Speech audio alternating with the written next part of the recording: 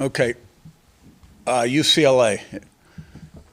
UCLA, we're playing a 3-0 football team that's undefeated.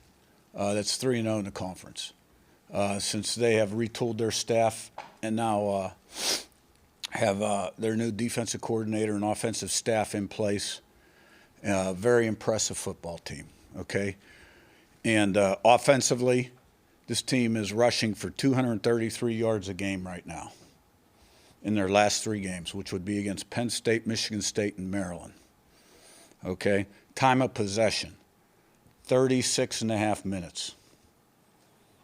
That means the other team has the ball 23 and a half minutes. 50% on third down, 70% on fourth down. They've gained 2 possessions with 2 fake punts. So they're keeping the ball away from the other team. They're starting fast, outscoring people in the first half 58-17. Okay, averaging 33 points a game. And defense, a lot of different personnel packages, really try to keep you off balance, really impressed with what they do.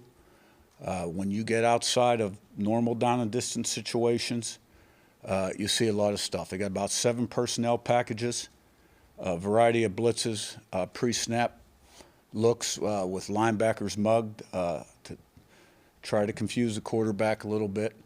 And they're a rejuvenated football team. And led by a talented quarterback who really has a quick body and a live arm, and has made some big plays with his legs also. Really good skill people, and you know, a new offensive design, so to speak. So, I mean, we're playing a 3-0 football team at home this Saturday at 12 o'clock. Michigan State, good conference win. Offense scored touchdowns their first 5 drives. The first 2 in the third quarter were great to see. They're all great to see. You know, defense shut them out the last 38 minutes of the game till, you know, at the end we had quite a few of the starters out. They kicked the field goal at the end. We didn't get off to the greatest start. Michigan State had 2 possessions. We had 1 possession, and there was 9 minutes left in the second quarter. So at that point, every play was going to be really important. But we did a great job of adjusting and playing a little better.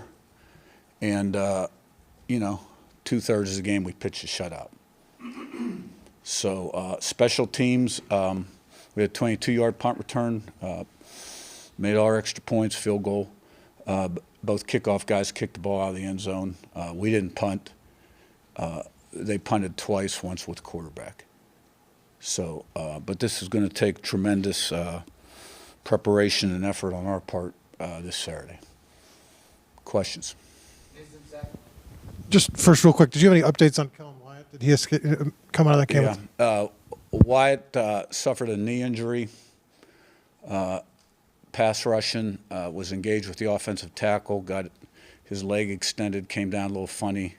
Right now it looks like a long-term injury, and I'm not sure if we'll see him the rest of the season or not. In terms of injuries in general with your team, I know this, you know, some of it's luck and some of it is avoiding those kind of things. But when you look, I don't know if you look at the Big Ten availability reports each week, but their teams mostly with 20, 15 names on there.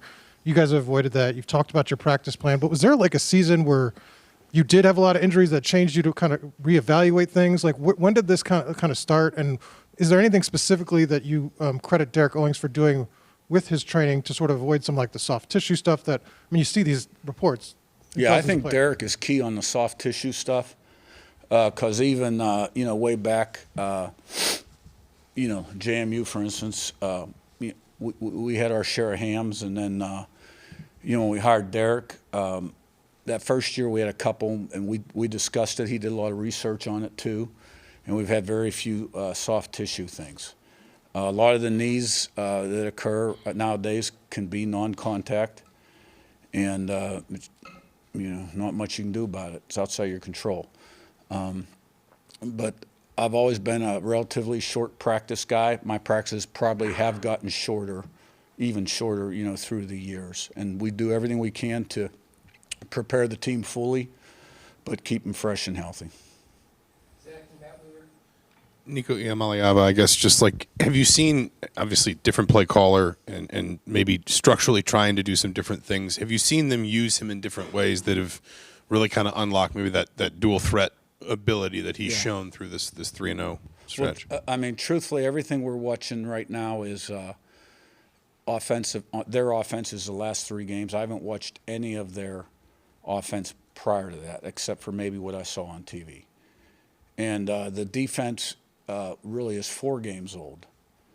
But, at that point, the offense had not changed. So we're focusing in on the last 3 games with the people that are pushing the buttons and calling the shots right now. Nico can really spin the ball. He can make all the throws. He's got a really quick release. He's got a live body, a really quick body. And, that's why you've seen some of the long games out of the pocket with him. Coach, you mentioned also after the game we talked about it, but you mentioned the defense got off to a little bit of a slow start. Michigan State was doing some things. After watching film, anything you guys pinpoint? I mean, obviously they get some credit too, but anything that you guys saw that you could do different? From my perspective, we had a great second half against Oregon, and, the whole theme was our response and doing what you got to do. And I just don't know that we really answered the bell right away. And I think we did. The first 2 plays we had them bottled up. And then they had a 3rd and 13, and we had a guy make kind of a poor decision, bid on a 6-yard route, and turned a deep one loose. If we could have gotten off the field there. And then, we had a missed assignment on their touchdown pass into the bench. And, we had some missed tackles. There were a couple other missed assignments in the back end. Not misalignments, but just missed assignments. And once we got that tightened up, we were better. But it wasn't our A game. But, we've had a lot of A games here. I think we've given up, 6 or 7 touchdowns all year. So. Coach Stephen Daly has come in and played really nicely in a reserve role. How much does he need to step out now that Kellen Wyatt's out? And what have you seen that he's been so impactful early? Yeah, he's a guy I really wish we had a couple years. Because he's a tremendous athlete and has really, once he's learned the defense, he's really making fast progress. He's got size, strength, speed, suddenness, and he plays hard. And he was our player of the game on defense last week, and he'll take on even more of a role now. Yeah, Curt, the elite quarterback success you guys continue to have, regardless of the quarterback changes, offensive line changes, receivers changes, how are you able to do that? How are you able to sustain that over a decade or whatever it's been? Well, you got to have good people in your organization, coaches and players, and we've had good talent on offense, right?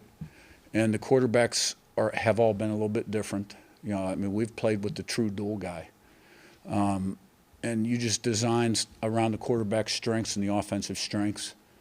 And, I'm a big believer also that before you can win the game, you got to make sure you don't lose it. So we've done a nice job of protecting the ball and being balanced with the run and the pass in all those years. We've never been, tilted heavily one way or the other. And, I think Coach Whitmer's done a tremendous job developing Fernando, and Fernando wants to be a great player. And, he gets the most out of every day and every rep.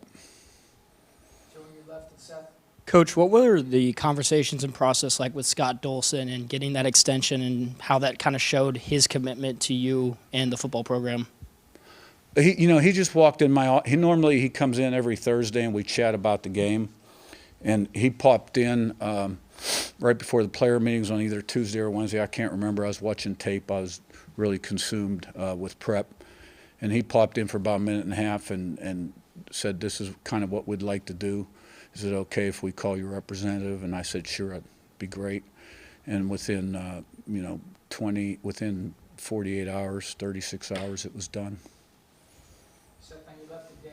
Curt, your team is tied for 8th in the country in fewest penalties per game, and you've had the 4th fewest penalty yards per game. Both of those are improvements from last season. Just what does that say about this team and the discipline they play with on the field? Well, that's, you You want them to play fast. You want them to play physical. You want to be relentless. But you got to be smart. You got to make choices and decisions out on the football field, right? And the discipline. I mean, you never want any pre-snap penalties. Now, we've had a few on the road. But, you know, we've done a nice job of keeping the blocks in the front in the special teams game. And our defense does a nice job with knowing when to pull off and still rally and get multiple hats to the ball. And, you know, I've really seen that trend in the right direction, you know, the last 4 or 5 years. And this team, with its veteran leadership, character, and intelligence, we've still had a few too many, in my opinion, right? And we can get better yet. Our goal is 1 in 30 on offense, defense, and teams, and has been ever, forever and ever. And so there's a lot of games we have accomplished that goal. On Omar, just what did he show you this spring to win that slot spot, and just why is he so good inside? Yeah. Well, you know, he showed me a lot last fall, my first year with him, that he was an explosive player. And, you know, Miles Price and Keyshawn Williams are both playing in the NFL right now, and they split the duties in the slot, and there was a void there.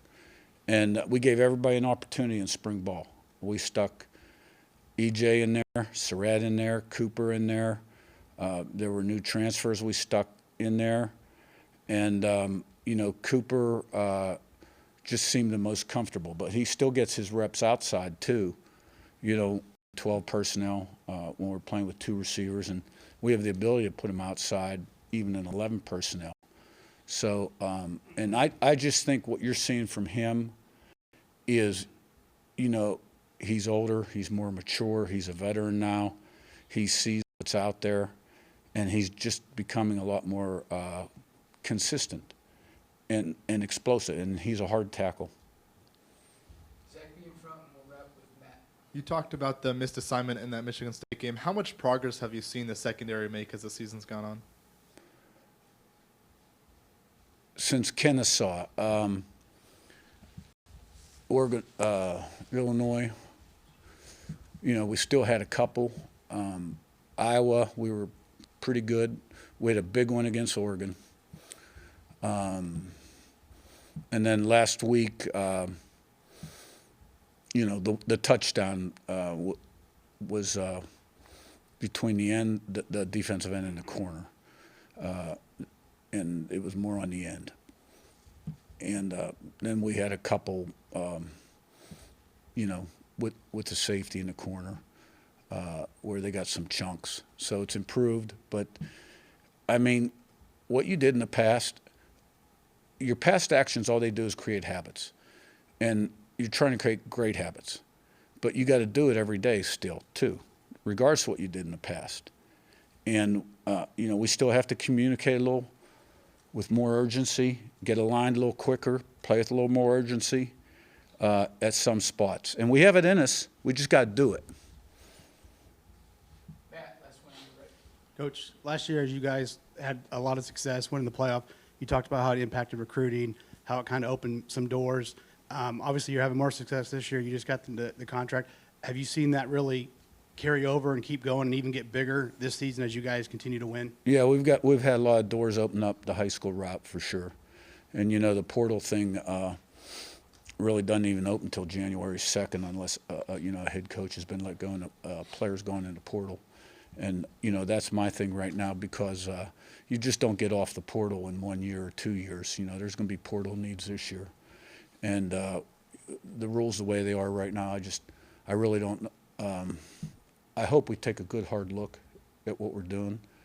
I don't quite understand. All these players are making decisions pretty much at the end of November, what they're doing. And then the whole month of December is dead. And, like, well, you're supposed to do those 30 days, right? You know other people, right? And, you know, and the spring portal's been valuable for us, too. Look at who we picked up, you know, that first year. C.J. West, Pons, Tucker. Last year, Daly, Wyatt. So I'm not a big fan of what we're doing. And to me, having a January 2nd portal date, and some school, like we start school January 9th. doesn't make a lot of sense. And I don't think the rules should be changed for 2 or 3 coaches that really had a problem with it because they were still playing. One guy lost his backup quarterback. You know, I mean, I think you got to look at the other schools, the other 75 or how many there are P4 schools also. All right, thanks, guys. Thanks.